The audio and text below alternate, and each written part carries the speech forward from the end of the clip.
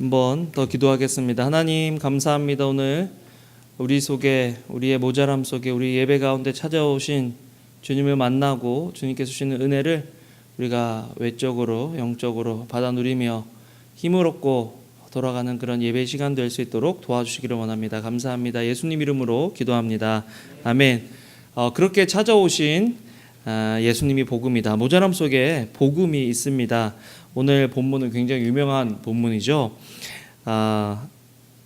인생은 생각해보면 모자람 속에 있어서 시작하는 것 같아요. 뭔가를 다 갖추고 태어나지 않습니다. 흙수저든 은수저든 금수저든 태어날 때 참 모자란 상황이죠.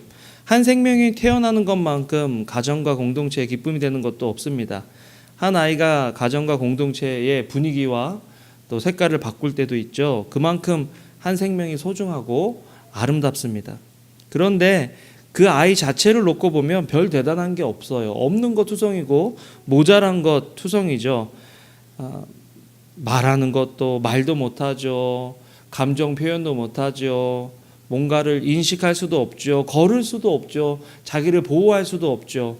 누군가가 옆에서 붙어서 그 아이를 돌봐주지 않으면 혼자 스스로 설 수 없는 것이 우리 인간이요 한 생명입니다. 시작입니다.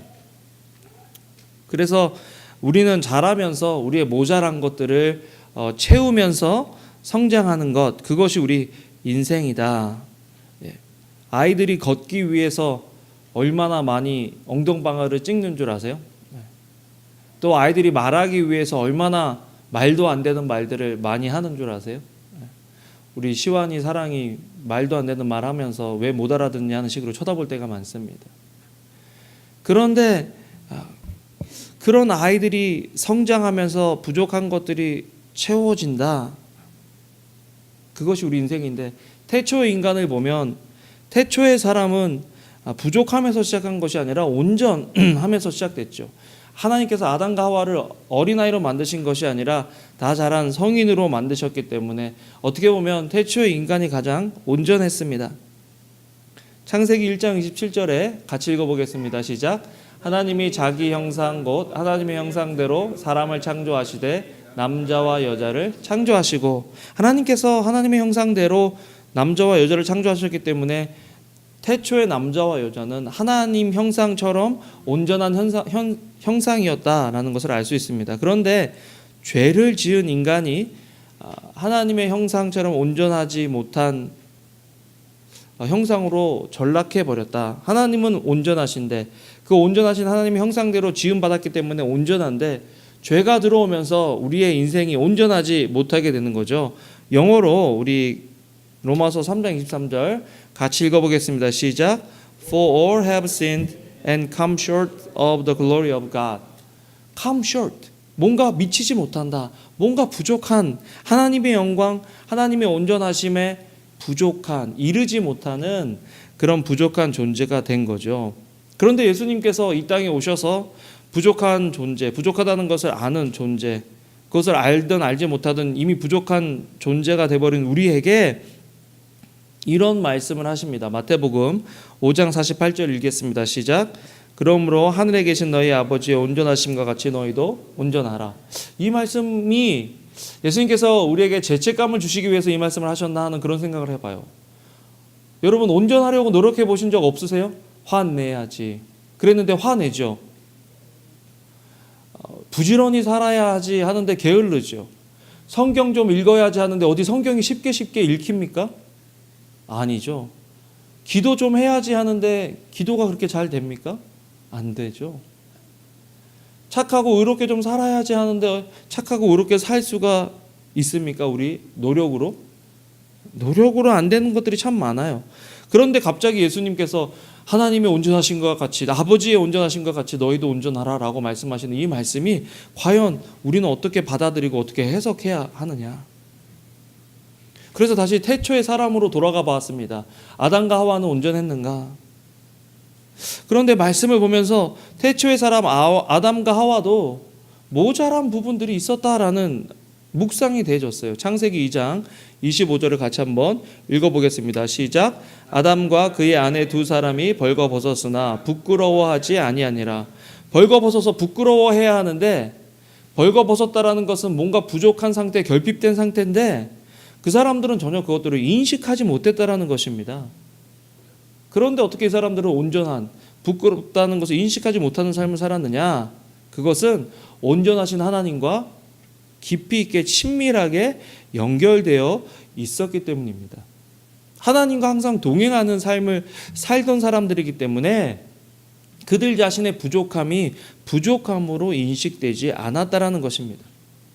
여기서 나오는 예수님의 그 명령, 아버지의 온전하심처럼 너희도 온전하다라는 말씀은 우리를 추궁하고 또 우리를 죄책감이 들도록 만드시기 위해서 이런 말씀을 하시는 것이 아니라, 얘들아, 너희가 너희의 모자람, 너희의 부족함을 채워지고 온전한 모습으로 살아가기 위해서는 너희가 노력해야 하는 것이 아니라 온전한 하나님과 너희가 깊이 있게 동행할 때, 또 하나님의 아들로 온 나와 너희가 깊이 있게 동행할 때, 내가 너희 속에 있을 때 너희가 온전해질 수 있다라고 하시는 예수 그리스도의 음성이다라는 거죠.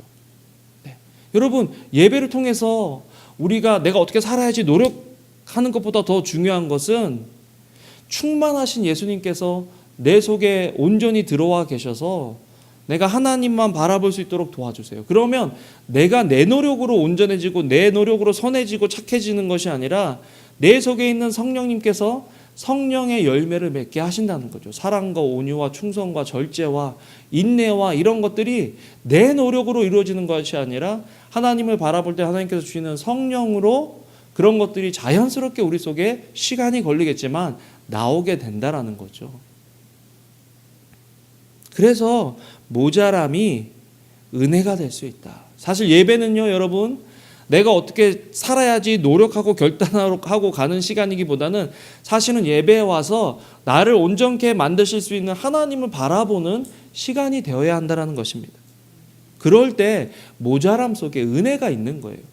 따라해 봅시다. 모자람 속에 은혜가 있다. 여러분 어때요? 여러분 좀 모자라다, 내가 좀 뭐 부족하다라는 그런 생각을 요즘 좀 하세요? 네. 저는 살아가면서 모자라다는 생각을 많이 해요. 근데 모자란다는 말이 칭찬입니까? 욕입니까? 욕이죠, 그죠? 저 사람은 어딘가 좀 모자라. 그게 뭐 좋게 들릴 리가 없죠. 아, 저 사람은 뭐 2%가 부족해. 뭐 98%도 많은 건데 우리는 2% 부족한 것도 모자라다고 그렇게 얘기를 합니다. 모자라다는 것 칭찬이 아니고 욕이고, 그런 얘기를 들을 때 화가 나든지 우리는 두렵든지 그렇게 됩니다. 그런데 성경은 모자람 속에 하나님의 은혜가 있다라고 이야기합니다. 오늘 본문에 보면 여러 가지 면에서의 모자란 것들을 보여줍니다. 먼저는 능력이 모자랍니다. 잔치에 충분한 포도주를 준비하지 못해서 포도주가 떨어집니다. 여러분, 당시에 이스라엘 문화에서 누군가를 초대해 놓고 음식이 부족하고 특별히 포도주같이 잔치를 기쁘게 해줄 수 있는 그런 것들이 부족하고 떨어지면 그냥 그 잔치는 그냥 망한 거예요. 욕먹는 거죠. 가문의 수치입니다. 그런데 어느 누가 이렇게 기쁘고 좋은 날 고의적으로 망치려고 포도주를 부족하게 하겠어요. 그런데 능력이 부족한 거죠. 돈이 좀 더 많고 형편이 많았으면 뭐 한껏 재놓고 어떤 사람이 와도, 얼만큼의 많은 사람들이 와도 전혀 부족함이 없을 텐데 아마 이 신랑 신부는 빠듯하게 준비한 것 같아요. 우리 인생이 그렇지 않습니까? 뭔가 여유가 있고 뭔가 은행에 잔고가 더 있고 사업할 때도 돈을 좀 쟁여놓고 교회 할 때도 뭐 잔고에 한 100만 불, 200만 불 있어서 필요한 사람들이 있으면 그때마다 막 지원해주고 하면 좋겠는데 빠듯하게 겨우겨우 한 달 한 달 하루하루 넘어갈 때가 많잖아요. 또 정작 이런 말씀 드리면 그렇지만 능력이 모자랄 때 우리 속에 찾아오는 가장 두려움은 뭐냐면 실패하면 어떻게 할까? 내가 이때까지 쌓아왔던 명성, 내가 이때까지 쌓아왔던 내 기업, 내가 이때까지 쌓아왔던 내 가정이 내 능력의 부족으로 말미암아, 결핍으로 말미암아 실패하면 어떻게 할까? 무너지면 어떻게 할까? 그래서 모자람은 은혜를 누리는 공간이 되기보다는 두려움 속에 우리를 더 가둬버리는 그런 도구가 될 때가 많다라는 거죠. 두 번째로 본문에 나오는 모자람은 지식이 모자랐다라는 것입니다. 준비한다고 했는데 모자란 거죠.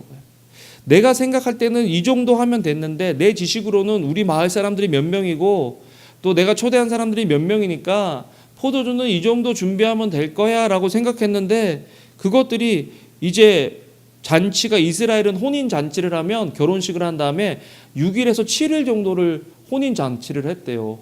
그러니까 6일 동안 사람들을 먹고 자고 또 음식을 대접하는 일이 얼마나 큰 일입니까? 그리고 보통은 유대 사람들이 결혼 풍속은 그 동네 사람들을 다 초대했다라는 거예요. 그러니까 이렇게 계산하고 저렇게 계산하고 다 준비했는데 하루 전에 모자란 것도 아니고 이틀 전에 모자란 것도 아니고 지금 잔치 중간에 모자라게 되는 거죠. 얼마나 큰 낭패입니까? 때로는 우리가 가족을 위해서, 때로는 우리가 사역을 위해서, 때로는 우리가 우리 경력을 위해서, 내 기업을 위해서 내 지식과 내 경험과 내가 할 수 있는 모든 것들을 동원해서 준비하고 진행해 나가고 있는데 시작한 지 얼마 안 돼서 벌써 그런 것들이 막 바닥이 나기 시작하는 거죠. 내 자원이, 내 물질이, 내 관계가, 나의 건강이 막 바닥이 나기 시작하면 두려움이 찾아오죠. 모자람은 우리에게 두려움을 줍니다. 또 뭐가 모자랐느냐? 본문에 보면 예수님이 계신데도 예수님을 알아볼 수 있는 눈을 가진 사람들이 없었다라는 거죠. 그들의 영이 모자라고 부족했다라는 것입니다. 그런데 여러분, 이런 모자람 속에 오늘 본문에 어떤 은혜가 있느냐? 첫 번째는 외적인 것들을 받아 누리는 은혜가 있었다. 은혜에는 일반적 은혜가 있고 죄인이건 의인이건 누리는 은혜가 있습니다. 우리 마태복음 5장 45절 같이 한번 읽어볼까요? 시작. 이같이 한즉 하늘에 계신 너희 아버지의 아들이 되리니 이는 하나님이 그 해를 악인과 선인에게 비추시며 비를 의로운 자와 불의한 자에게 내려주심이라. 일반 은혜는 하나님을 믿는 자든 믿지 않는 자든 의인이든 악인이든 하나님께서 누리게 하시는 것입니다. 의인은 밖에 나갔는데 해가 쨍쨍하고 악인은 밖에 나갔는데 막 천둥 번개가 치고 그 머리에서 구름이 항상 따라다니고 그렇게 됩니까? 안 그러죠. 예.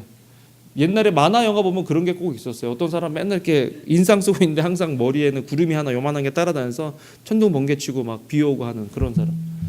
하나님은 그런 하나님이 아니시다라는 거죠. 악인과 의인에게 동일하게 호흡하면 공기가 들어와서 그 사람이 살아갈 수 있도록 하고 빛을 주셔서 사물을 쳐다볼 수 있도록 하시는 그런 일반적인 은혜가 있다라는 것입니다. 오늘 이 잔치는 우리 인생의 하나의 축소판이라는 것입니다. 우리가 누군가의 잔치에 초대될 수도 있고 우리가 우리의 잔치에 누군가를 초대할 수도 있는데 그 상황에서 어떤 사람들은 내가 모자라다, 지금 이 상황에 뭔가가 모자라다라는 인식이 아예 없는 사람이 있어요. 모자람을 모르는 사람들이 있습니다. 혼례에 참여한 대부분의 사람들은 포도주가 모자라다는 사실을 몰랐어요. 그런데 예수님께서 와서 물로 포도주를 만들게 해주셔서 이전보다 더 좋은 포도주를 맛보게 되는 거죠. 그게 일반 은혜입니다. 여러분, 지금 여러분들이 누리고 있는 어떤 특권, 여러분들이 누리고 있는 어떤 복은요, 어쩌면 모자랄 수 있는 상황이었는데 하나님께서 우리에게 일반적인 은혜를 주셔서 내가 노력하지 않고 내가 수고하지 않았던 어떤 것들을 누리게 하시는 그런 상황일 수 있다라는 것입니다. 그것이 잘못됐다라는 것이 아니라 하나님께서 나에게 주신 은혜 때문에 내가 오늘도 살아간다라는 인식이 우리 속에 있어야 한다라는 거죠. 두 번째로 모자랐다는 것은 아는데 모자람을 어떻게 채워야 할지 모르는 사람들이 있다라는 것입니다. 연회장이나 결혼식에 관련된 식구들은 아마 포도주가 떨어졌다라는 것을 알았을 거예요. 그런데 이 포도주를 어떻게 지금 사서 어떻게 지금 그 포도주를 충당할지에 대한 아이디어가 이 사람들에게는 없었어요. 이전에는 지금 우리가 살고 있는 현재는 마켓에 가든지 크레딧 카드로 긁고 포도주 몇 병 주문합니다 하면 배달이 올 수도 있고 차를 타서 갈 수도 있지만 이전에는 이 포도주를 마련한다라는 것이 그렇게 오늘 우리가 생각하는 것처럼 그렇게 쉽게 마련할 수 있는 일은 아니었다라는 것입니다. 아마 이 혼례 잔치를 주관하는 사람들에게 있어서 포도주를 앞에 먹은 만큼 또 이제 그만큼의 양을 또 준비한다라는 것은 물질적으로 쉬운 일이 아니었고, 지식적으로 쉬운 일이 아니었고, 환경적으로도 쉬운 일이 아니었다라는 거죠. 그런데 그 상황에서 하나님께서 그 문제를 해결해 주셨다. 여러분, 때로 우리는 우리의 삶의 관계적인 면이나 물질적인 면이나 또는 사역적인 면이나 사업적인 면이나 우리가 어떻게 할 수 없는 그런 상황, 부족한 상황이 닥쳐올 수 있다는 것입니다. 그게 인생이에요. 예수님 믿는다고 그런 상황이 절대 우리에게 오지 않을 거라고 믿고 살아갈 때 우리는 하나님께, 예수님께 분노하게 됩니다. 우리가 어떻게 할 수 없는 그런 상황에 막닥뜨리게 되는데, 그때 믿는 우리들은 어떻게 되느냐? 하나님을 찾아야 된다는 것입니다. 모자람을 어떻게 채워야 하는지 아는 사람이 있다는 거죠. 문제가 있을 때 마리아는 누구에게 나갔죠? 예수님께 나아갔습니다. 마리아는 예수님께 나간 거예요. 여러분, 문제가 있는데 저와 여러분들은 누구에게 나갑니까? 예수님께 나아가야 되는 거죠. 문제가 있는데 사실은 처음에는 우리 인간들은 처음에 문제가 있을 때마다 있는 그 시점에 바로 예수님을 찾으면 참 좋은데, 우리가 해볼 수 있는 거 다 해봐요. 이것도 해보고 저것도 해보고 이것도 해보고. 근데 안 돼요, 그게. 그리고 그 상황 속에서 이제 해보고 안 되다가 어떤 사람들은 하나님을 찾으면 다행인데 그때도 하나님을 안 찾을 때가 있죠. 물론 하나님을 안 찾아도 많은 경우에는 하나님께서 일반적인 은혜로 그 상황들을 넘어가게 해주시지만, 하나님께서 하나님을 안 찾는다고 망하게 하시면 우린 다 망했을 거예요. 죽게 하시면 우린 다 죽었을 거예요. 근데 그렇게 하시는 하나님이 아니시죠. 우리에게 어려움과 우리에게 부족함을 허락하시는 이유는 그 어려움과 부족함과 모자람을 통해서 하나님을 찾는 경험을 하게 하시기 위해서 계속해서 그런 모자람의 환경으로 우리를 인도하신다. 인도하신다라면 좀 그렇지만 허락하신다. 내 뜻대로 안 되고 내 통제대로 안 되고 내 계획대로 안 되는 상황을 허락하시는 이유는 우리가 그 상황을 통해서 하나님을 보게 하도록. 그래서 마리아는 이 모자람의 상황을 통해서 영적인 은혜를 누렸다라는 것입니다. 여러분, 모자란 것들을 통해서 영적인 것들을 받아 누리는 은혜가 있다라는 것 우리가 알아야 돼요. 여러분, 주일은 잔치죠. 우리의 삶은 누군가의 잔치입니다. 우리의 잔치가 될 수 있고 또는 다른 사람들이 준비해 놓은 잔치일 수도 있고. 그런데 우리의 삶을 통해서, 부족함을 통해서 단지 예수 믿으면, 단지 교회에 다니면 내 크레딧 카드 빚이 청산된다더라, 내 아팠던 부분이 낫는다더라, 암이 낫는다더라, 또는 하고 있는 사업이 잘 된다더라, 이 정도로, 그 정도의 기대감으로 신앙생활을 하면요, 우리는 진짜 하나님을 모르고 넘어가는 실수를 하게 된다라는 거죠. 여러분, 하나님은 그냥, 예수님은 그저 가나안 혼인잔치에 오셔서 부족한 포도주를 채워주시는 그 정도로의 예수님의 역할을 감당하시기 위해서 이 땅에 오신 것이 아니다라는 걸 우리가 알아야 돼요. 예수님은요, 사실은 그런 부족함을 통해서 우리 인생의 영의 갈급함을 보게 하시고 진짜 우리가 의지해야 될 분이 누구신지를 알게 하시기 위해서 예수님이 이 땅에 오신 거지, 포도주나 채워주시고 돈이나 채워주시고 우리 건강이나 온전케 하시려고 이 땅에 오신 분이 아니다라는 것들을 우리는 알아야 합니다. 누가복음 12장 16절에서 20절 말씀을 같이 한번 읽어보겠습니다. 시작. 또 비유로 그들에게 말하여 이르시되 한 부자가 그 밭에 소출이 풍성하매 심중에 생각하여 이르되 내가 곡식 쌓아둘 곳이 없으니 어찌할까 하고 또 이르되 내가 이렇게 하리라. 내 곡간을 헐고 더 크게 짓고 내 모든 곡식과 물건을 거기 쌓아두리라. 또 내가 내 영혼에게 이르되 영혼아, 여러 해 쓸 물건이 많이 쌓아두었으니 평안히 쉬고 먹고 마시고 즐거워하자 하리라 하되 하나님은 이르시되 어리석은 자여 오늘 밤에 내 영혼을 도로 찾으리니 그러면 내 준비한 것이 무엇이 누구의 것이 되겠느냐 하셨으니 이 사람은 하나님께서 주시는 일반적인 은혜를 누리며 살았어요. 밭에 소출도 많고 풍성해서 재산이 막 쌓이기 시작하는데 곡간을 더 많이 만들 정도로 이 사람은 부자가 된 거예요. 그런데 이 사람은 하나님을 향해서 기대하는 것은 항상 육적인 것, 항상 외적인 것들만 관심이 있어가지고 영적인 것들은 항상 잊고 사는 거죠. 그러니까 어떻게 돼요? 나를 위해서 집을 쌓고 나를 위해서 성을 쌓고 나를 위해서 곡간을 쌓고 하나님을 향한 건 아무것도 없는 거예요. 하나님을 예배하고 또 하나님을 알고 하는 일에 하나님께서 주신 것들을 사용해야 되는데 여기 읽어볼까요? 이 사람의 한 번만 더 읽어보겠습니다. 시작. 또 비유로 그들에게 말하여 이르되 한 부자가 그 밭에 소출이 풍성함에 심중에 생각하여 이르되 누가 곡식을 쌓아요? 내가 곡식을 쌓는다.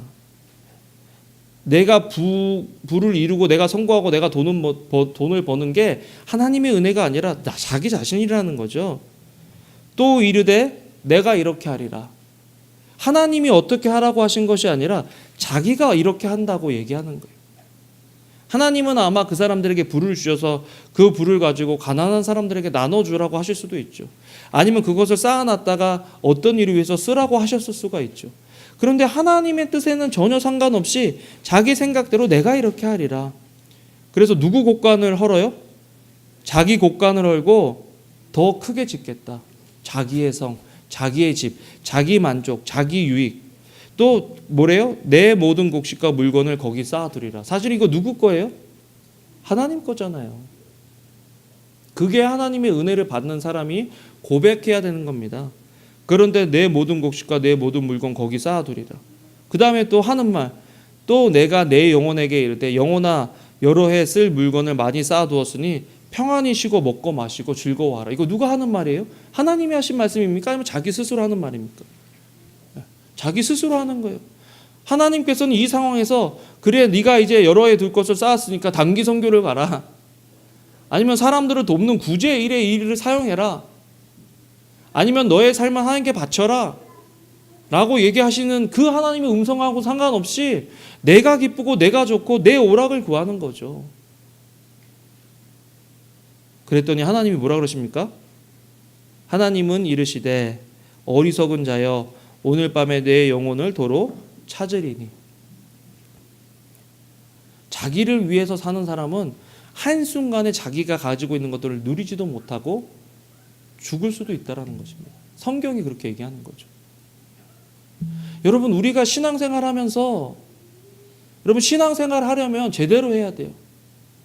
내 생각 내 뜻이 아니라 하나님은 어떻게 말씀하시는지 하나님의 뜻은 무엇인지 거기에 귀를 기울여야 하나님께서 원하시는 인생을 살아갈 수 있는 거지. 내 생각으로 내 즐거움을 위해서 내 유익을 위해서 살아가면 결국에는 모든 것을 잃어버리게 되는 그런 인생을 살아갈 수밖에 없다라는 거죠. 여러분 영적인 것들을 받아 누릴 수 있는 세 사람이 있었는데 그거는 나중에 두 번째 얘기하고 먼저 잔치에 와서 영적인 체험을 받은 사람들이 두 사람이 있습니다. 첫 번째는 하인들입니다. 하인들. 잔치를 통해서 그들의 어떤 영에 부족한 것들, 정말 그 영의 체험을 받아야 할 것들을 체험받은 사람들은 하인과 제자들이었습니다. 하인들은 요한복음 2장 9절 같이 읽어볼까요? 시작. 연회장은 물로 된 포도주를 맛보고도 어디서 났는지 알지 못하되 물 떠온 하인들은 알더라. 연회장이 신랑을 불러. 물 떠온 하인들은 이것들이 어떻게 이루어졌는지를 알게 되는 거죠. 그래서 나중에 이 사람들은 예수님이 메시아라는 생각을 예수님에 대한 소문을 들을 때마다 더 하게 됐을 거예요. 예수님에 대한 소문이 들릴 때마다 죽은 자를 살리셨더라. 38년 된 병자를 고치셨더라. 귀신을 쫓아내셨더라. 야, 물로 포도주를 만든 분이면 그거 당연한 거야. 그분은 메시아야. 라는 그런 그들의 신앙이 거기서부터 생겨나기 시작했다라는 거죠. 마가복음 12장 24절 같이 한번 읽어볼까요? 시작. 이르시되 이것은 많은 사람을 위하여 흘리는 나의 피 곧 언약의 피니라. 돌아가시기 전에 성만찬 하시면서 포도주를 주시면서 이것은 많은 사람을 위하여 흐르는 나의 피 곧 언약의 피다라고 얘기하실 때 믿지 않는 사람들은 야, 포도주가 어떻게 피가 되니? 라는 생각을 했을 건데 이 하인들은 이게 믿어졌을 거예요. 왜? 물로 포도주를 만드신 분이 포도주를 피로 바꾸실 수 없겠냐라는 거죠. 예수님께서 정말 그렇게 하셨잖아요. 그 포도주를 상징으로 피를 통해서 우리를 깨끗하게 해주셨다. 결국 예수님의 가나안 혼인잔치를 통해서 제자들은 또 하인들은 그들의 영적인 결핍함을 체험받기 시작했다는 것입니다. 제자들도요, 그 전에는 예수님을 따르긴 따랐지만 예수를 믿는다라는 표현이 없는데 이 첫 번째 표적을 통해서 제자들이 예수님을 믿었다라는 표현이 나오기 시작합니다. 요한복음 2장 11절 읽겠습니다. 시작. 예수께서 이 첫 표적을 갈릴리 가나에서 행하여 그의 영광을 나타내심에 제자들이 그를 믿으니라. 제자들이 그를 믿는다. 여러분, 신앙생활 하시려면요, 이제 우리가 교회 나오면 뭐 이렇게 될 거야, 더 편해질 거야, 평안해질 거야, 이 정도 기대감으로 신앙생활 하지 마시고 정말 예수님을 믿을 때 나의 영적인 기쁜 것들이 체험을 받을 것이다 라는 기대감으로 신앙생활 하시는 여러분들 되시기를 주님의 이름으로 축원합니다. 두 번째로 모자람 속에 은혜 받는 사람이 있어요. 모자람은 하나님이 일하시는 공간입니다. 따라해 봅시다. 나의 모자람은 하나님이 일하시는 공간이 된다. 때로 내가 모자라다라는 것들을 깨달을 때 우리가 얼마나 실망하고 절망하고 낙심합니까?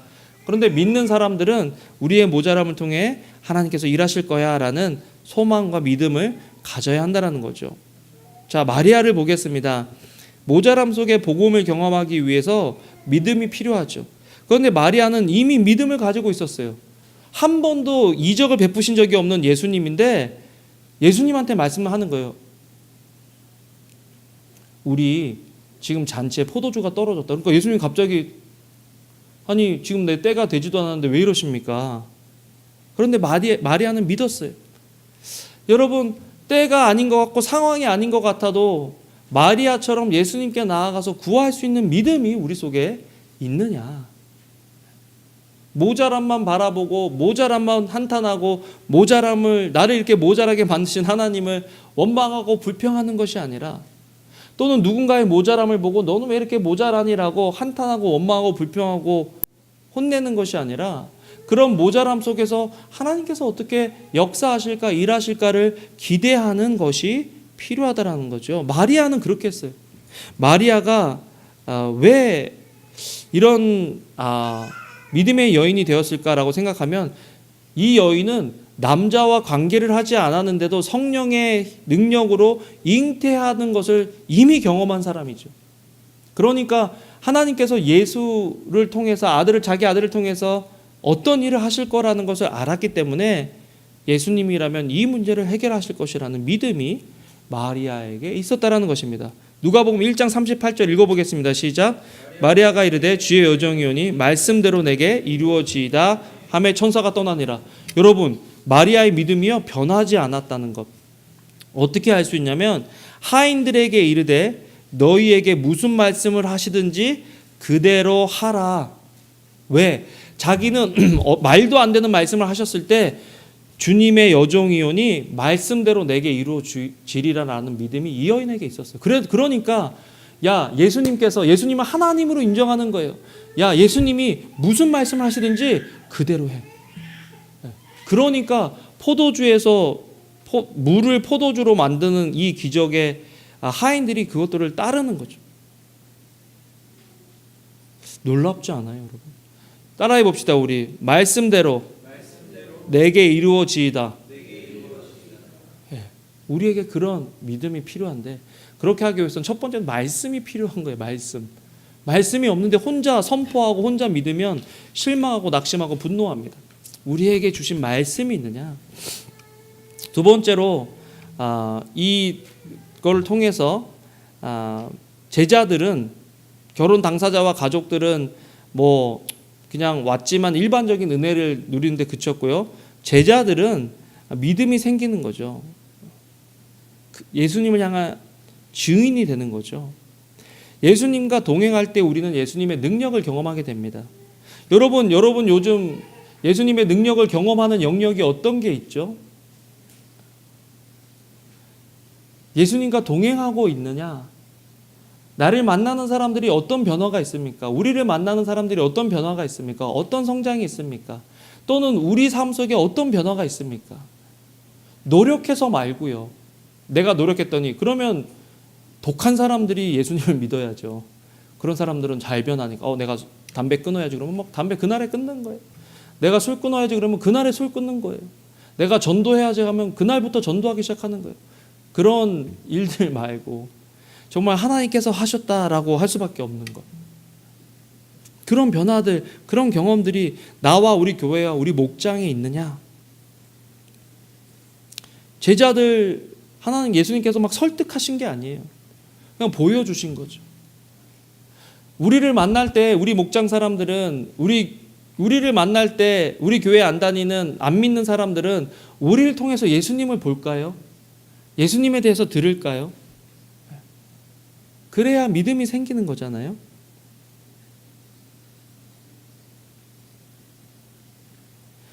또 연회장이 있는데 연회장은 저는 신앙생활 오래 한 저는 이 연회장 같을 때가 많다라는 묵상을 하면서 좀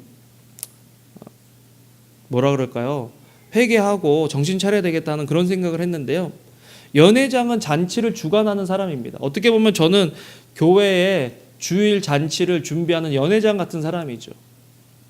그런데 연회장이 사실은 민감해야 돼요. 포도주가 떨어졌는가? 사람들의 필요가 없는가? 포도주가 떨어지면 이걸 어떻게 충당하나? 뭐 그런 생각을 해야죠. 그런데 사실은 연회장은 처음에 연회장이 됐을 때 이 사람은 어떻게 생각했을까 생각해보면 와, 이 사람 진짜 운이 좋다. 맨날 파티하잖아요. 맨날 파티할 때마다 얼마나 기분이 좋겠어요. 한 번 가고 두 번 가고 세 번 가고 네 번 가고 10번 가고 나중에 이게 잡이 되니까 나중에는 이번 파티는 지난번보다 좀 못하네. 여기 파티는 다른 파티보다 좀 준비가 덜 됐네. 음식은 어떠네. 막 평가하기 시작하는 거죠. 여러분 교회 오래 다니고 신앙생활 오래 하면 여기 교회는 말씀이 좀 좋네. 오늘 목사님 설교가 좀 그렇네. 이 교회는 저 교회보다 시스템이 낫네, 좋네. 이런 거를 평가하면서 사는 사람들이 돼버리는. 사실은 연회장은 민감하게 그 기쁨을 알고 그 기쁨에 동참하고 그 기쁨이 더 유지되도록 도와주는 사람이 돼야 되는데 그 기쁨이 너무 당연한 것으로 되는 거예요. 영적인 것들이 너무 당연하게 다가오는 거죠. 그런데 영적인 것이 없어도 나중에는 내가 이게 영적인 것 때문에 기쁜지 복음 때문에 기쁜지 아니면 다른 것 때문에 기쁜지 모르는 거예요. 요한복음 2장 9절 같이 한번 읽어보겠습니다. 시작. 연회장은 물로 된 포도주를 맛보고도 어디서 났는지 알지 못하되 요까지만. 연회장은 포도주를 맛보고 너무 맛이 좋았다는 것을 아는데 어디서 온지 상관이 없는 거예요. 어디서 왔는지 알지 못한다는 거예요. 여기서 약간 요한의 이 연회장을 향한 비난의 목소리, 비판의 목소리가 좀 느껴져요. 이게 어디서 왔는지 알았으면 연회장은 예수를 알고 예수를 만났을 텐데 또 예수님 때문에 더 기뻐했을 텐데 딱 맛보고 맛이 괜찮으니까 이제 예배 잘 굴러가겠네. 이제 뭐 잘 되겠네. 이제 문제 없겠네. 하면서 더 이상 예수님에 대해서 더 이상 그 복음에 대해서 은혜에 대해서 생각하기를 멈추는 거예요. 여러분 우리가 지금 예배 드리고 있는 거 이거 누구의 은혜예요? 하나님의 은혜예요. 여러분들이 노력해서 예배하는 거 아니에요. 우리가 뭐 잘나서 예배하는 거 아니에요. 내가 뭐 큰 헌신해서 예배하는 거 아니에요. 예배하는 이유는 하나님께서 우리에게 은혜를 주셨기 때문에 예배하는 건데 어느새 우리는 연회장이 돼버린 거죠. 일처럼 의무처럼. 저는 이 말씀 보면서 이게 참 나 조심해야 되겠다. 거룩한 것들을 대하는 우리가 조심해야 되겠다는 그런 생각을 해보게 되는 거죠. 하인들은 어떻느냐? 하인들은 정말 말씀대로 순종함으로 하나님께서 그들의 부족함을 채워주시는 것들을 경험하는 거죠.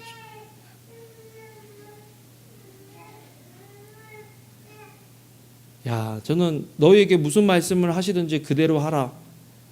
여러분 기도해 보세요. 주님, 무슨 말씀을 하시든지 내가 그대로 하겠습니다라고 기도했는데 갑자기 내가 예상치 못하는 말씀을 하실 때 우리는 어떻게 반응하느냐?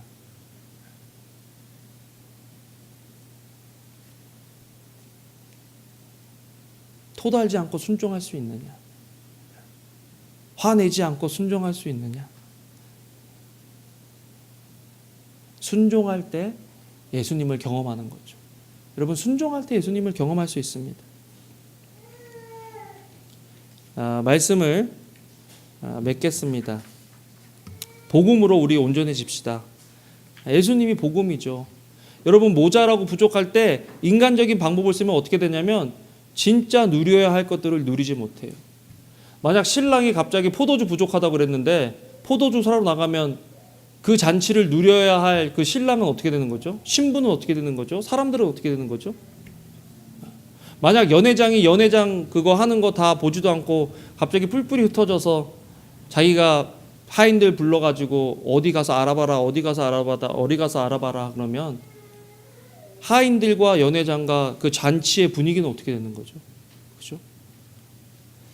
그래서 우리는 우리 부족함을 내가 좀 더 노력해서 우리 집안에 그런 것도 있잖아요. 물론 여기 그 같이 일해서 본 사람이 많은데 내가 뭔가 부족하면 내가 아르바이트 하나 더 뛰면 되지. 내가 뭔가 부족하면 내 아내가 일하면 되지.